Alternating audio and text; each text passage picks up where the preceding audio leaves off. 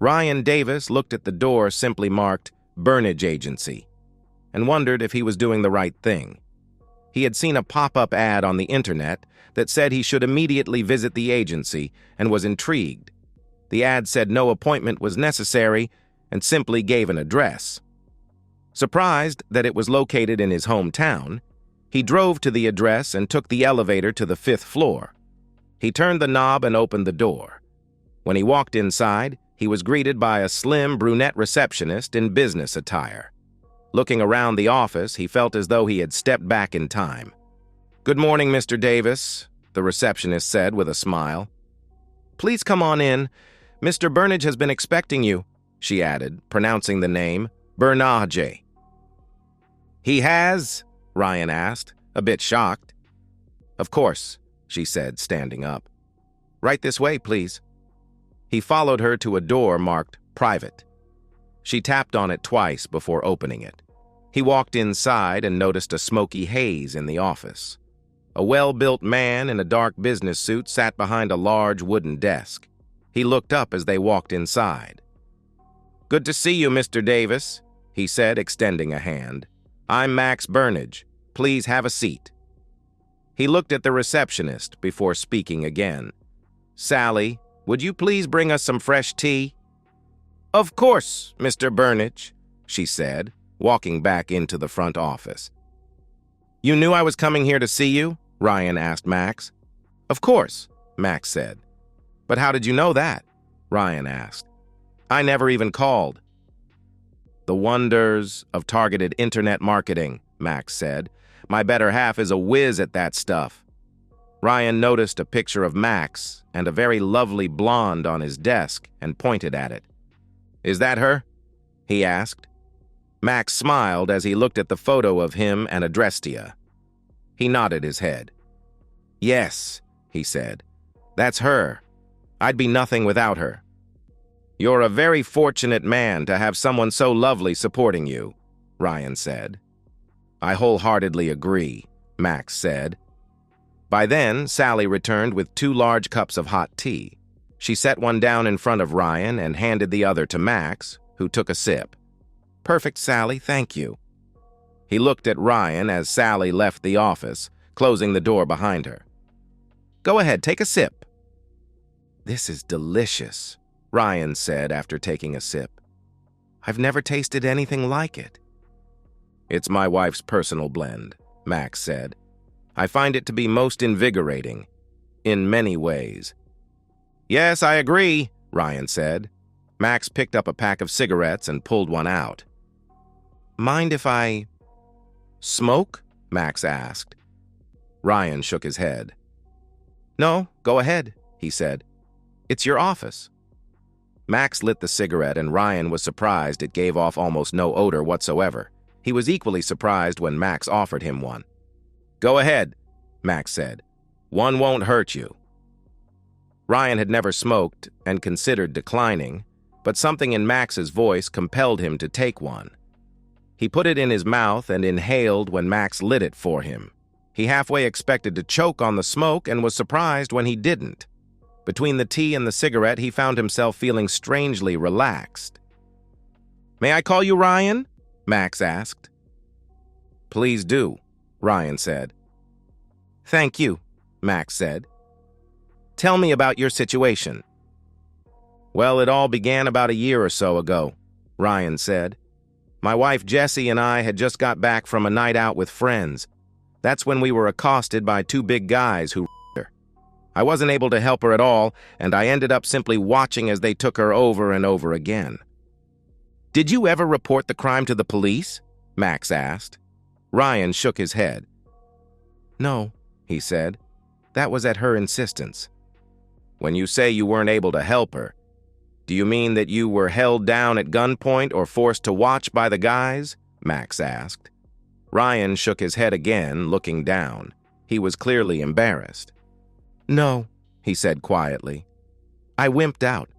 I simply lay there and whimpered like a baby. It's like I had no fight in me whatsoever. I can't explain it." He began to cry. "It's okay, Ryan," Max said calmly. People react to situations like that in very different ways. It's like a soldier who experiences combat for the very first time. Some people run, others fight, and then there are some who, like you, simply freeze up. I take it you're one of those who prefer not to fight. Am I right? Yes, you're right, Ryan said. I've never been much of a fighter, and no one's ever taught me how to fight. So, after the what happened? Max asked. Well, things between my wife and I got strained, Ryan said. It's like she was ashamed to even be around me. I decided to do something about it after a couple of weeks. I swore that I would learn how to fight so I could protect my wife if anything like that happened again. Sounds reasonable, Max said. Go on. I found a place that said they taught mixed martial arts, so I went there, Ryan said. I had hoped I could learn something. Let me guess, Max said. The instructor didn't teach you anything, did he? Ryan shook his head. He just beat you up and sent you home with a black eye, didn't he? Yes, Ryan said. Then Jessie got upset that I went without telling her. She thought it was funny that I would even try to learn how to fight. Then she started going with me, and that's when the really bad stuff started happening. You mean between the instructor and your wife? Max asked. Yes, Ryan said. The teacher, Jim is his name, would simply have me attack him. Then after he beat me, he would work with Jessie. He actually taught her some moves, and then the two of them would gang up and take turns beating me. Did this Jim even teach you anything? Max asked. No, Ryan said. All he did was beat me and berate me. So, he took your money, but taught you nothing, is that right? Max asked. That's right, Ryan said. And after they were finished beating me, they would have intimacy, right there in the ring, in front of me. The whole time they would berate me and humiliate me even further. How long have you been married, Ryan? Max asked. 2 years when this all started, Ryan said. 3 years now. Have you considered divorce? Max asked. Or going to the police? It sounds to me like you would have grounds to have your wife charged with spousal abuse and assault. I've considered divorce, Ryan said.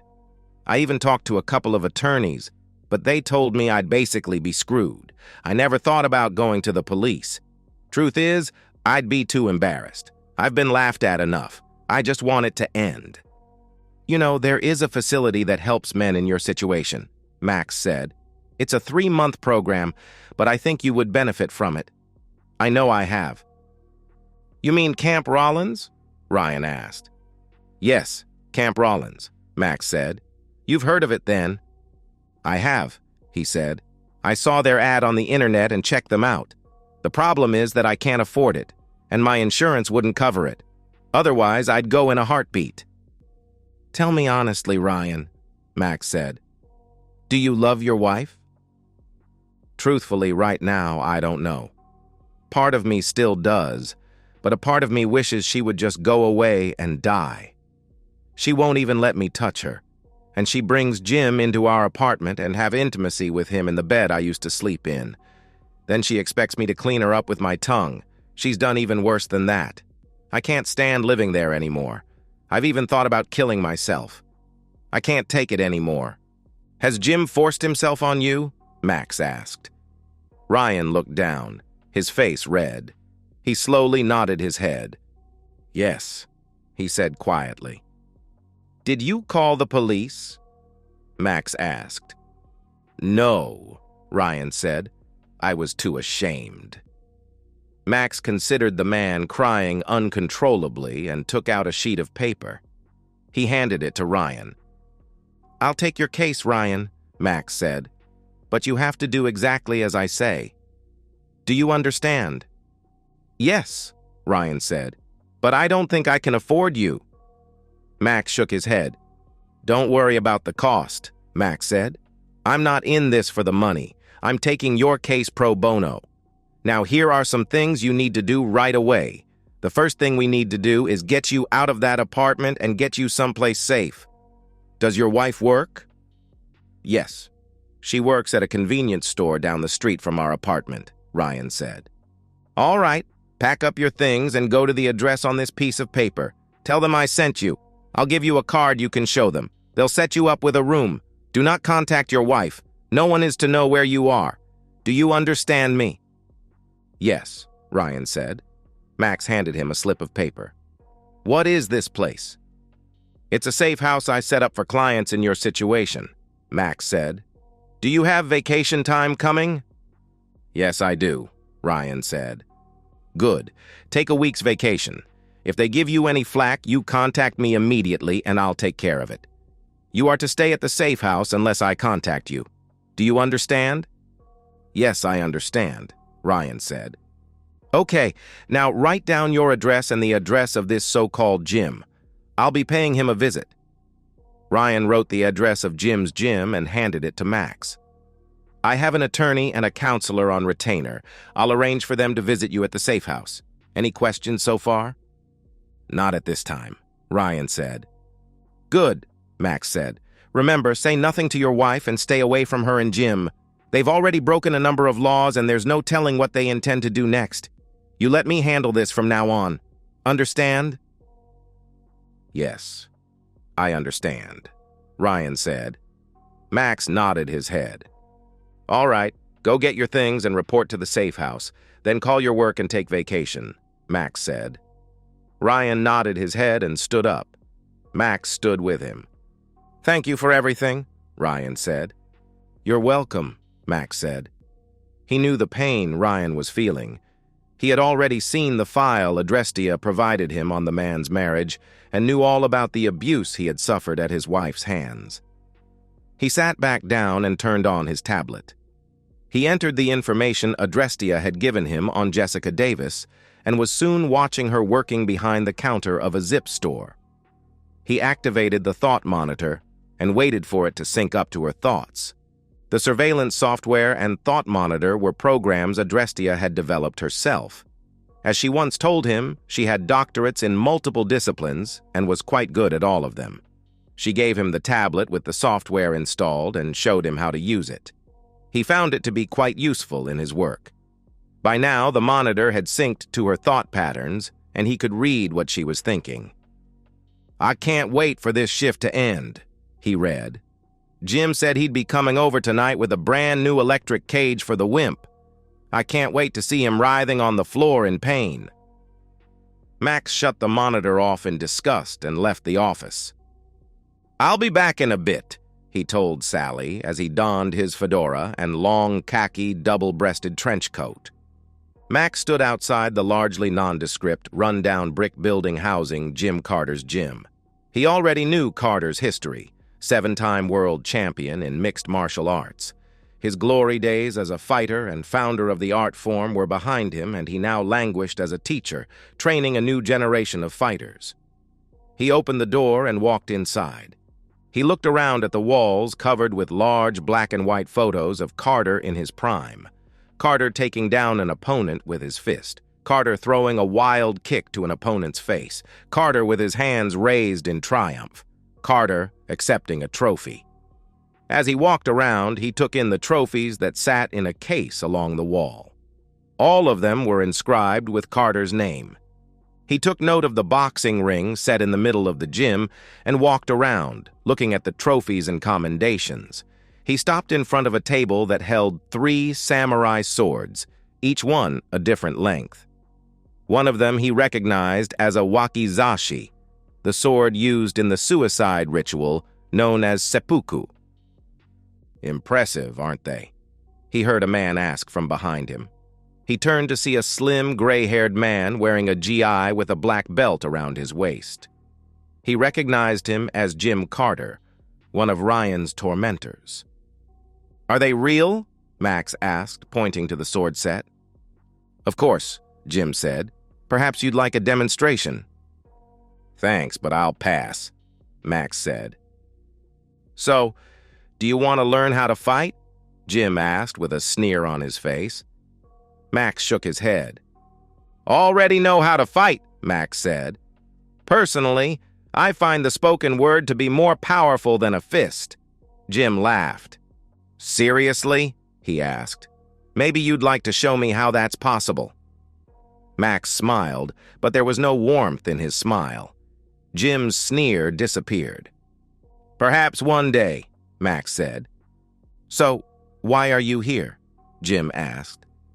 "I'm curious to know about your training sessions with Ryan Davis," Max asked. Jim snickered as he walked into the center of the ring. "What's it to you?" Jim asked. "Have you actually taught him anything, or are you just using him as a punching bag so you can be with his wife?" Max asked. "What has he told you?" Jim asked. "Answer my question," Max said, using his command voice. Jim felt a strange vibration in his head as Max spoke. What was this? He asked himself. He felt compelled to tell this man the truth. "Of course he's just a punching bag," Jim said. "And yes, Jesse and I torture him every chance we get." "Then I'll make you a deal," Max said. "What's that?" Jim asked. "I'll bring Ryan here next Friday. That's 1 week from today, at 5 p.m. You have Jesse here. Ryan will challenge you to combat in this ring, just you and him," Max said. Jim snickered. "Seriously?" Jim asked. "Seriously," Max said. Jim laughed as he nodded his head. "Okay, sure. Bring the wimp by here Friday. After I kick his back, I'll be here with his wife right here in front of him." Max shook his head. "No, you won't," he said. Again, Jim felt the strange vibration in his head. "You fancy yourself something of a modern-day samurai, don't you?" "Yes, you could say that," Jim said. "Good," Max said. "Here's the deal. If he wins, you take this and commit seppuku right there in the middle of the ring," he said, pointing to the short sword. "Got it?" Jim felt the strange vibration and found himself accepting the deal. "What about Jessie?" he asked. "She can either join you or turn herself into the police. I really don't care which. If she chooses the latter, she'll accept Ryan's terms of divorce with no questions asked." "But what if I win?" Jim asked. "In that case, you can live and keep Jessie, but she'll still accept Ryan's terms for divorce," Max said. "He walks away and the two of you leave him alone, forever. Deal?"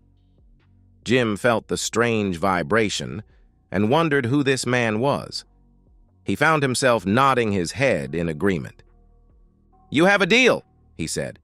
"Be here, next Friday at 5 p.m. We'll be waiting." Max smiled grimly as he regarded Jim. "See, I told you the spoken word is more powerful than a fist," he said. "We'll be here. In the meantime, you and Jesse are to leave Ryan alone so he can prepare. He's already someplace safe, so don't bother looking for him.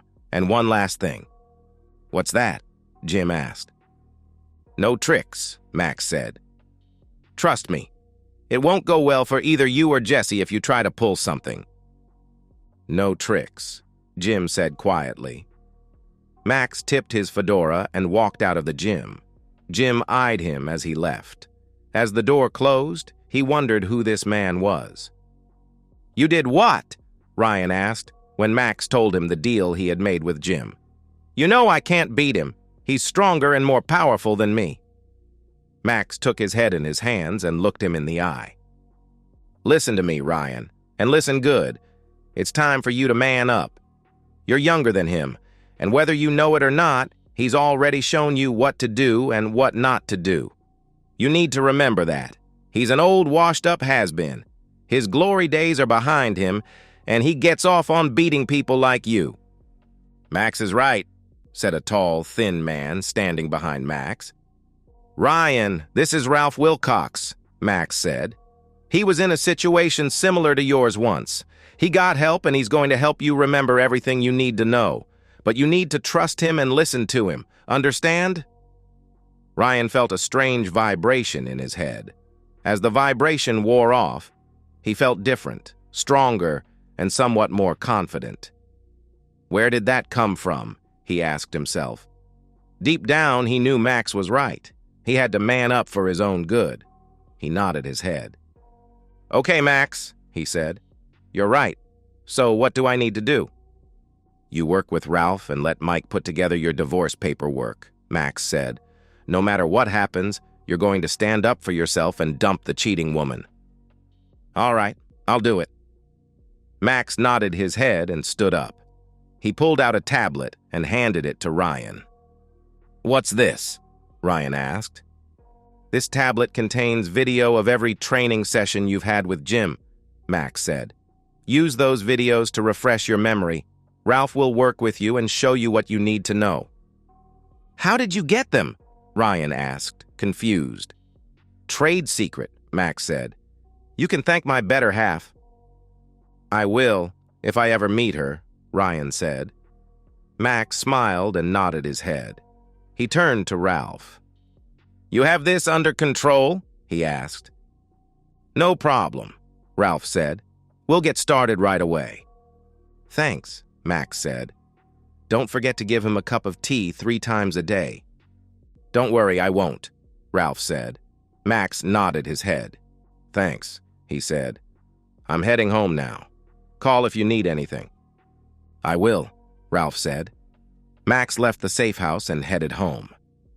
"I had an interesting visitor today," Jim said after he arrived at Ryan and Jesse's house. "Who?" Jesse asked. "Yeah," Jim said. "Some guy who looked like he crawled out of an old movie. Never did give me his name." "What did he want?" Jesse asked. "You're not going to believe this," Jim said. "He actually got me to agree to face off against your wimpy husband next Friday." Jesse snorted at that. "Seriously?" she asked. "Yeah, can you believe it?" Jim asked. "By the way, where is the wimp little brat?" "I don't know. He wasn't home when I got here, but he was here earlier. A lot of his clothes and things are gone. I called his work and they told me he took off for vacation. He left this on the dresser," she added, showing Jim Ryan's wedding ring. He looked at it for a second before speaking. "So you have no idea where he is?" Jim asked. "No, none," she said. "I tried calling, but all I got was his voicemail. Do you think maybe we pushed him too far?" Jim laughed. "Nah," he said. "Your husband's a wimp with absolutely no backbone whatsoever. Hell, I can beat him with one hand tied behind my back. Trust me, he's a glutton for punishment. Guys like him live to be pushed around. Now, why don't we adjourn to your bedroom and have a bit of fun?" She giggled as he moved in on her. "Okay," she said. "I've been thinking about this all day, but it won't be as much fun without Wimpy here to push around." "You are a nasty girl," Jim said. Disgusted, Max shut down the tablet and looked at the blonde goddess sitting next to him. "I must say, my love, I like your style," she said with a slight smile. "What made you think of doing this?" "There's an old saying," he told her. "Give a man a fish, and you feed him for a day. Teach a man to fish, and you feed him for a lifetime." She nodded her head as she thought about it. "I can see the logic in that," she said. "Do you think Ralph can really make a difference?" "I do," Max said. "Ralph has been trained by the best. Ryan's body already knows what to do and what not to do. His mind just isn't convinced yet. Ralph can help in that regard." "Do you think Jim will actually perform seppuku if he loses?" Adrestia asked. "He'll do it," Max said grimly. "Trust me. He's a legend in his own mind, and the disgrace of losing to Ryan will be more than he can bear. And I'll be there to remind him of his deal if he hesitates." Her smile grew wide. "You're a man after my own heart, my love," she said. "Now come here and make my day." He smiled as he wrapped his arms around her. "As you wish, my goddess," he whispered as he showered her with kisses. The next afternoon, Max stopped at the safe house to check on Ryan's progress. He went to the basement gym where Ralph and Ryan were working out. Ryan wiped the sweat off his face with a towel as Max walked in. "Well, how's everything going?" Max asked. "We're making good progress," Ralph said. "I think our boy here has grown a whole new set of balls. Now, if I can only get him to breathe right, we'll be in good shape." Max smiled and looked at Ryan. "How are you feeling?" he asked. Ryan nodded his head. "I'm tired and sore, but I'm actually learning something," he said. "Good. Just remember to follow directions and you'll do just fine. How are the divorce papers coming along?" "Mike is taking care of that," Ryan said. The plan is to file them Friday morning and you can serve them to her Friday when we get to Jim's place. Sounds good, Max said. Did you remove the battery from your phone like I said? Ryan nodded his head. Yeah, I did that first thing, he said. Excellent. All right, I'll get going. If you need anything, give me a call, he told Ralph. Will do, boss, he said. Max headed home and looked at his tablet to see what Jim and Jessie were up to. Jessie had stopped by the gym after her shift was over, and by the time Max looked in on them, they were naked in the ring. Too bad Wimpy's not here to clean me out, she said. He laughed at that. So, are you ready to face him on Friday? She asked. He snorted at the idea of preparing to face Ryan. I don't need to prepare, he said. He'll probably trip over his own feet when he climbs in the ring like he did the first day he showed up. Hell, all I'll have to do is stare at him hard, and he'll go running to his mother crying like a baby. I can see it now. Mama, I need my diaper changed, he said, mocking Ryan's voice. Jessie laughed at Jim's impersonation of her husband. You really hate him, don't you? She asked. Yeah, almost as much as you do, he said. She nodded her head. Yeah, I used to love him, but I lost all respect for him the day I got I've never forgiven him for that. I'm just afraid that maybe we pushed him too far. He snorted at the idea. Guys like him deserve to be treated like this, he said. I guess you're right, she said. Wait, that gives me an idea. What? He asked. After you kick him Friday, why don't we make him do it? She asked. Do what? Jim asked. What we've always wanted to do, she said. You'll hold him down and I'll take a dump on him. He laughed at that. Seriously? He asked. Yeah, why not? She asked gleefully. It'll be the ultimate humiliation. You're on, he said. Max ended the video surveillance and turned his laptop off. He couldn't believe people were capable of that kind of cruelty. They are capable of that, you know, Adrestia said, handing him a glass of wine. She was good at that, responding to his thoughts. I've seen it all, and believe me, they are very capable of that kind of cruelty. He shook his head in disbelief before taking a sip of wine.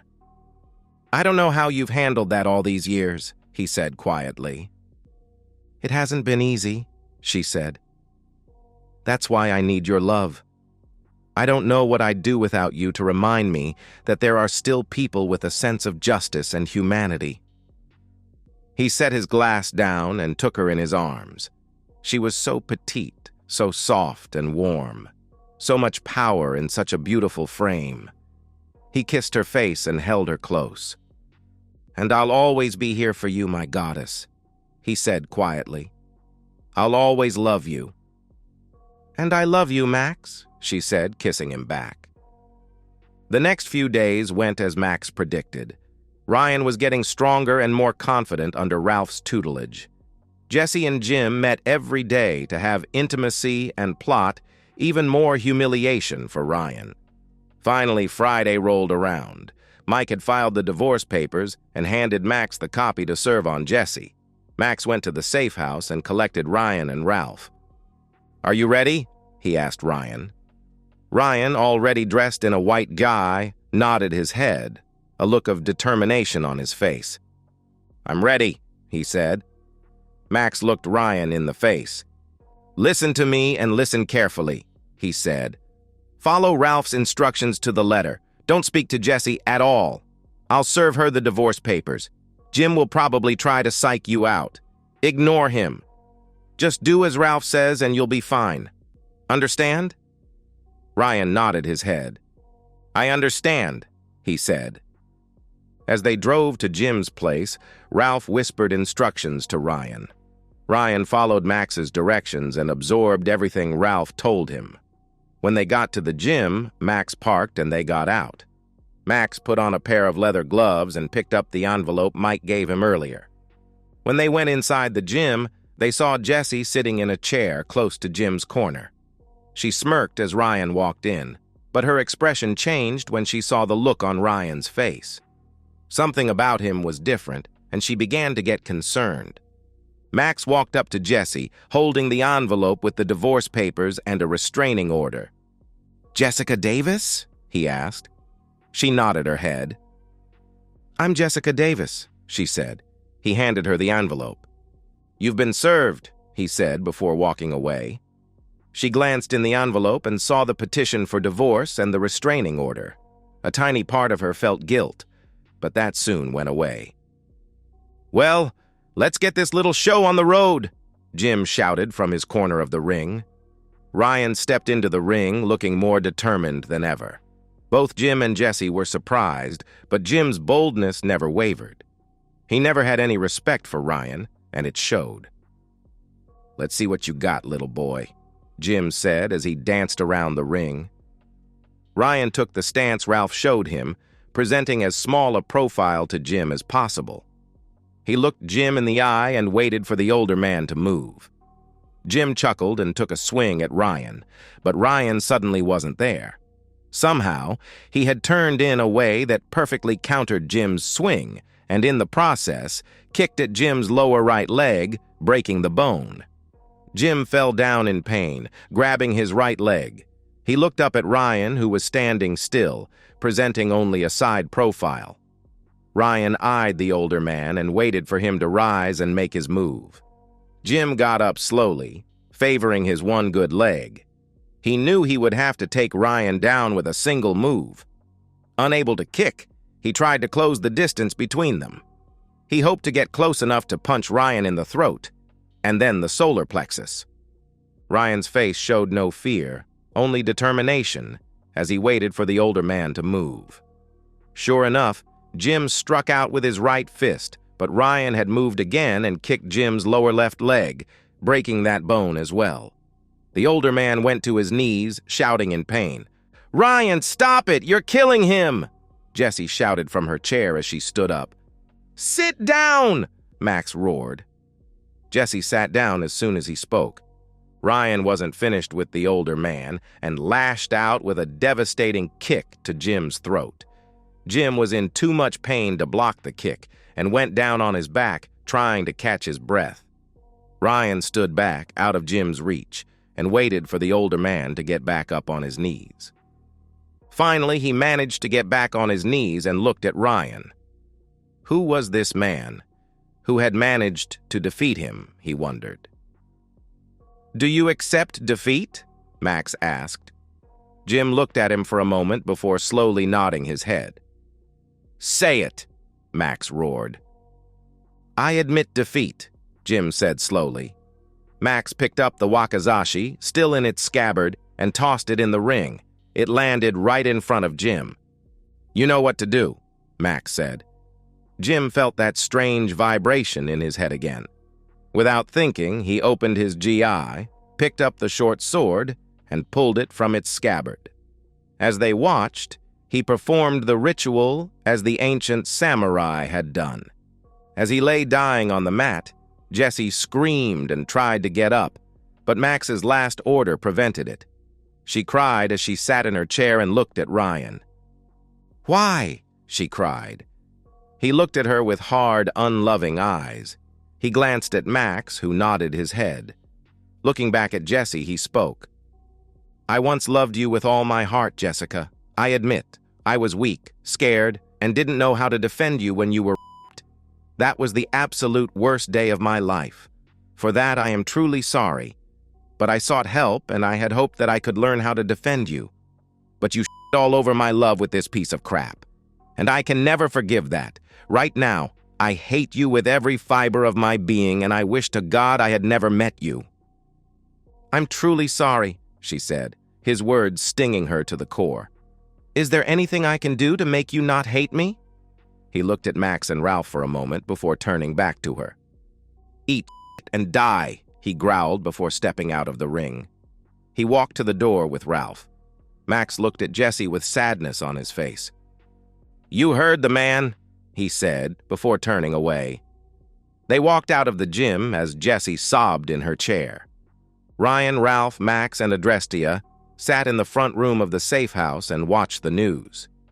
Two people, a man and a woman, were found dead at Jim Carter's gym. Police said both deaths appeared to be suicide, providing no details. According to the report, the woman apparently killed herself shortly after receiving divorce papers. The unnamed man, the report said, was named in the divorce. "Are you okay?" Max asked Ryan. Ryan nodded his head, tears falling down his cheek. "Why did she do it?" he asked. Max shrugged his shoulders. "Hard to say why people do the things they do," he said. "Best thing you can do now is move forward with your life. There's lots of women out there. I'm sure one day you'll meet someone and fall in love all over again." Ryan shook his head. "I don't know. I don't think I could go through something like this again. But I know one thing." "What's that?" Max asked. "No one will ever call me a wimp ever again," he said. "Well, don't let it go to your head. Look, you have my number and you know where my office is. If you need to talk, I'll be here for you. Take some tea with you. It'll help you relax and clear your head. Right now, I think you may want to head home. I suspect the police may be stopping by. Tell them you were here with me discussing your pending divorce. I'll corroborate your story." Ryan nodded his head. "Okay, thanks. For everything." He shook everyone's hands, gathered his clothes, and left for home. After Ryan left, Max turned to Ralph. "Thank you for all your help," he said. "My pleasure," Ralph said. "You really think he'll be all right?" "I think so," Max said. "This whole episode has been very hard on him. I'll keep an eye on him for a while just to make sure." Ralph said his goodbyes and headed out. Max turned to Adrestia. "What do you say we head home, my dear?" he asked. She smiled and wrapped an arm around him. "Lead on, my love," she said. As Max predicted, officers stopped at Ryan's apartment a couple of hours after he got home. There were 2 uniformed officers and a detective wearing a dark suit. The detective, who introduced himself as Detective Frank Green, asked Ryan to accompany him to the police station. Ryan, seeing he had no choice, went with him. Green showed him the pictures of Jim and Jesse. Ryan didn't want to look at them, but Green forced the issue. He saw Jim lying in a pool of blood, the sword still in his hands. Jesse was hunched over a toilet, her face in the bowl. He could see something on her face and wondered if she had actually tried to do what he said. Ryan sat in the room for 2 hours, telling and retelling the story of how Jim and Jesse had abused him for the last year. Green seemed sympathetic, but was clearly trying to get him to confess to killing them. Ryan finally sat up and made his demands. "I want an attorney present. I told you where I was, and I told you what had been going on. That's why I filed divorce papers. Either charge me or let me go." Green considered him for a few moments before relenting. "All right, Mr. Davis, I'll check out your story. I may have to bring you back, so don't go anywhere. You got me?" "I got you," Ryan said. Green spent the next few days checking out Ryan's story. He spoke to Max, who corroborated Ryan's alibi and looked over all the forensic evidence. Nothing pointed to Ryan, but Green wondered how Carter's legs got broken. Green knew in his heart that Ryan had to be involved somehow, but there was no evidence to support that theory. Eventually, the case was finally ruled a double suicide. Ryan went back to work and began to pick up the pieces of his shattered life. He refused to claim Jesse's body, so her parents stepped in and made arrangements for her funeral, which he refused to attend. He let them take whatever they wanted of her possessions and gave the rest to Goodwill. He replaced the bed that Jesse and Jim had used to torment him, along with any other piece of furniture that reminded him of Jesse. He spent the next 2 years alone, but eventually met a girl at a company function, and the two began dating.